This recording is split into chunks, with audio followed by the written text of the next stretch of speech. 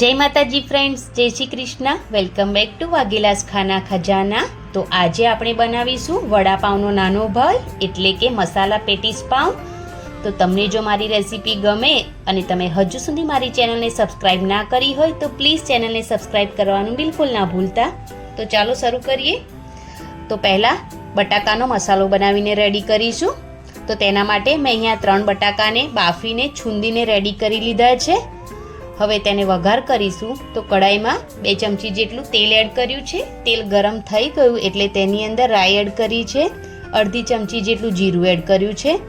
મીઠા લીમડાના પાન કટ કરીને એડ કર્યા છે. ચપટી હિંગ એડ કરી છે અને એકદમ ઝીણી સમારેલી એક ડુંગળી એડ કરી છે. તો હવે ડુંગળીને શેકી લઈશું.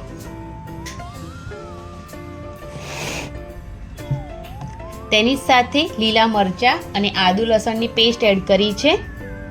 તો તેને પણ મિક્સ કરી લઈશું અને તેને પણ ડુંગળી સાથે એકદમ સરસ શેકી લઈશું. અડધું ગાજરને ખમણીને એડ કર્યું છે. તમને જો ગાજર પસંદ ના હોય તો તમે સ્કીપ પણ કરી શકો છો. તો હવે એકદમ સરસ બધું શાકભાજી શેકાઈ ગયું છે. તો અહીંયા મેં ધાણા જીરું પાવડર એડ કર્યો છે. 1 ચમચી મીઠું સ્વાદ પ્રમાણે એડ કર્યું છે. અડધી ચમચી જેટલો હળદર પાવડર એડ કર્યો છે. મસાલાને ડુંગળી સાથે એકદમ સારી રીતે મિક્સ કરી લઈશું. તો હવે મસાલો રેડી છે. તો બાફેલા બટાકા એડ કરી દઈશું અને તેને પણ એકદમ સરસ મિક્સ કરી લઈશું. તો આ રીતે મસાલો રેડી કરીએ તો મસાલાનો ટેસ્ટ ખૂબ જ સરસ આવે છે અને જે પેટીસ છે એ પણ એકદમ ટેસ્ટી લાગે છે અને મહેનત પણ ઓછી હોય છે.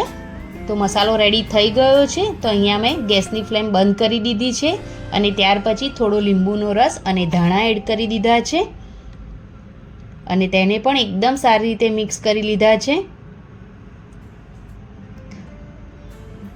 તો હવે આ જે મસાલો રેડી કર્યો છે તેને થોડો ઠંડો થવા દઈશું અને મસાલો ઠંડો થઈ જાય એટલે હાથની મદદથી થોડો મસાલો હાથમાં લઈ અને તેની ટિક્કી બનાવીને રેડી કરીશું ગોળાકારની. તો બસ આ જ રીતની ટિક્કી બનાવીને રેડી કરવાની છે. ખૂબ જ આસાનીથી બનીને રેડી થઈ જાય છે. તો મેં અહીંયા બધી જ ટિક્કી બનાવીને રેડી કરી લીધી છે. તો ચાલો તેને ફ્રાય કરી લઈએ થોડી. તો મેં અહીંયા કડાઈમાં ઘી એડ કર્યું છે. તમે બટર પણ લઈ શકો છો. તો હવે ટિક્કીને બંને સાઈડથી એકદમ ક્રિસ્પી શેકી લઈશું.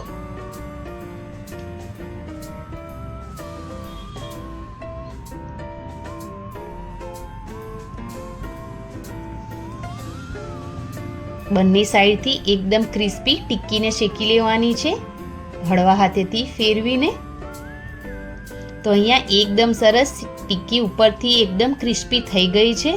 તો હવે તેને બહાર કાઢી લઈએ અને પાવમાં લગાવવા માટે એક ચટણી બનાવીને રેડી કરીએ. તો મિક્સર જારમાં લસણ એડ કર્યું છે 15 નંગ જેવું. તેની સાથે કાશ્મીરી લાલ મરચું અને લાલ મરચું મિક્સ કર્યું છે. અડધી ચમચી જેટલો ગરમ મસાલા પાવડર, શેકેલા જીરાનો પાવડર એડ કર્યો છે. મીઠું થોડું સ્વાદ પ્રમાણે એડ કરીશું અને 1 ચમચી જેટલું તેલ એડ કરીશું.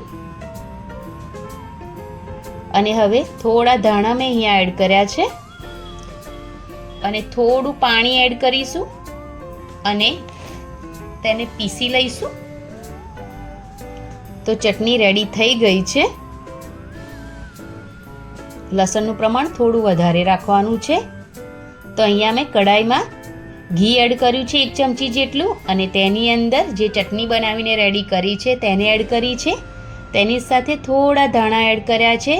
હવે એકદમ સરસ પહેલાં ધીમા ગેસ પર આ ચટણીને થોડું શેકી લઈશું તેલ છૂટું પડે ત્યાં સુધી. પછી એક પાઉં લઈશું અને તેની અંદર એડ કરીશું અને એકદમ સરસ ચટણી પાઉંની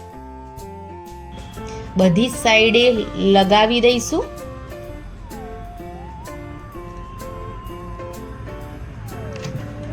પાઉં એકદમ સરસ બધી સાઈડથી શેકાઈ જાય અને ચટણી પણ બધી સાઈડ પર લગાવી જાય તે રીતનું આપણે પાઉંને એકદમ સરસ શેકી લઈશું અને ચમચાની મદદથી ચટણી પણ બધી સાઈડ પર એકદમ સરસ લગાવી લઈશું. તો આ રીતનો પાઉં આપણે શીખીશું ચટણી સાથે, તો ખાવામાં ખૂબ જ મજા આવશે આ પાઉં. તો રેડી છે પાઉં.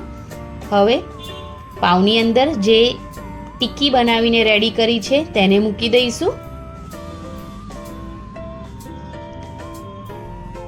અને તેની ઉપર હું અહીંયા ડુંગળીની થોડી સ્લાઈસ મૂકી રહી છું. તમે ડુંગળીની સ્લાઈસ સાથે ટામેટાની સ્લાઈસ પણ એડ કરી શકો છો, અથવા તો તમને જે પણ પસંદ હોય કાકડી, ગાજર તેની પણ સ્લાઈસ એડ કરી શકો છો. થોડો ચાટ મસાલો સ્પ્રિંકલ કરી લઈશું તેની ઉપર. અને હવે રેડી છે એકદમ ટેસ્ટી મસાલા પેટીસ પાઉં.